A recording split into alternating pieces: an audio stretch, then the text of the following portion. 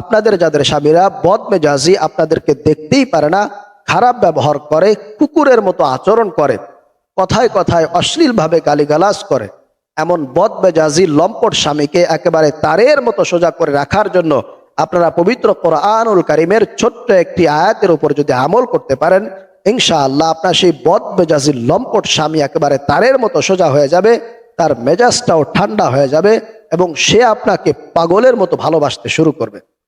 প্রিয় ভাইরা মা বোনেরা, অনেকেই আমাদেরকে বলেন যে হুজুর, কোরআনের এমন কোন আমল আছে কিনা, দোয়া আছে কিনা, যে আমলের মাধ্যমে, দোয়ার মাধ্যমে আমি আমার স্বামীকে আমার প্রতি দুর্বল করব, বশ করব, বাধ্যগত করব, যাতে করে সে আমাকে ভালোবাসে এবং সমস্ত ধরনের পরকীয়া বন্ধ করতে বাধ্য থাকে।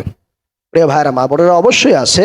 কোরআন এমন এক রত্ন, দুনিয়ার এমন কোন জিনিস নাই যে আল্লাহ পাক রব্বুল আলামিন এই কোরআনের মধ্যে দেন নাই। অতএব প্রিয় ভাইরা মা বোনেরা, আপনারা যদি সরাসরি কোরআন থেকে আমল করতে পারেন, তাহলে অবশ্যই আল্লাহ পাক রব্বুল আলামিন আপনার যে সমস্যা আছে, আপনার যে মনের চাওয়া পাওয়া আছে, অবশ্যই আল্লাহ তাআলা এই আমলের মাধ্যমে সেগুলোকে পূরণ করে দিবেন।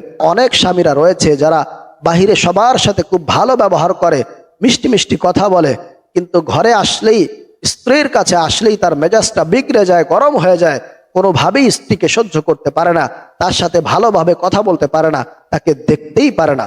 অতএব আপনারা যদি আপনার স্বামীকে কিংবা আপনার স্ত্রীকে অথবা যে কাউকে যদি আপনি বশ করতে চান, বাধ্য করতে চান, তাহলে আপনার পবিত্র কোরআনুল কারীমের এই আয়াতের আমল করবেন। অবশ্যই আপনার স্বামী, স্ত্রী অথবা যে কেউ সারা জীবনের জন্য একেবারে আপনার বাধ্যগত থাকবে, আপনার বশ হয়ে থাকবে এবং সে আপনার সকল কথা শুনতে বাধ্য হবে ইনশাআল্লাহ। প্রিয় ভাইরা মা বোনেরা, আপনারা এই আমলটি করবেন কিভাবে? আমলটি করার নিয়ম হলো, আপনার স্বামী কিংবা স্ত্রী যদি অন্য কোনো নারীর সাথে পরকীয়া লিপ্ত থাকে, অবৈধ কোনো সম্পর্কে জড়িয়ে থাকে, সেক্ষেত্রে আপনারা আপনার স্বামীকে উদ্দেশ্য করে এবং যার সাথে সম্পর্কে জড়িয়ে আছে তাকে উদ্দেশ্য করে আপনারা পবিত্র কোরআনুল কারীমের সূরাতুল মাইদার 64 নম্বর আয়াতটি 21 বার পড়বেন।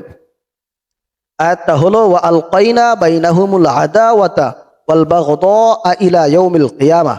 আল্লাহ পাক রব্বুল আলামিন এই আয়াতের মধ্যে বলছেন, আমি তাদের উভয়ের পরস্পরের মধ্যে কিয়ামত পর্যন্ত শত্রুতা এবং বিদ্বেষ সঞ্চারিত করে দিয়েছি।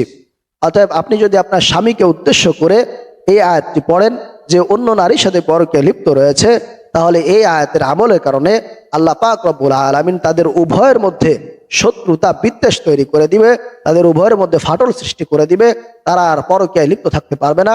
আপনার স্বামী কিংবা আপনার স্ত্রী আপনার কাছে ফিরে আসবে এবং সে আপনাকে পাগলের মতো ভালোবাসবে ইনশাআল্লাহ। আমি আয়াতটি আবারও বলছি, ওয়া আলকাইনা বাইনাহুমুল আদাওয়াতা ওয়াল বাগদা ইলা ইয়াউমিল কিয়ামাহ।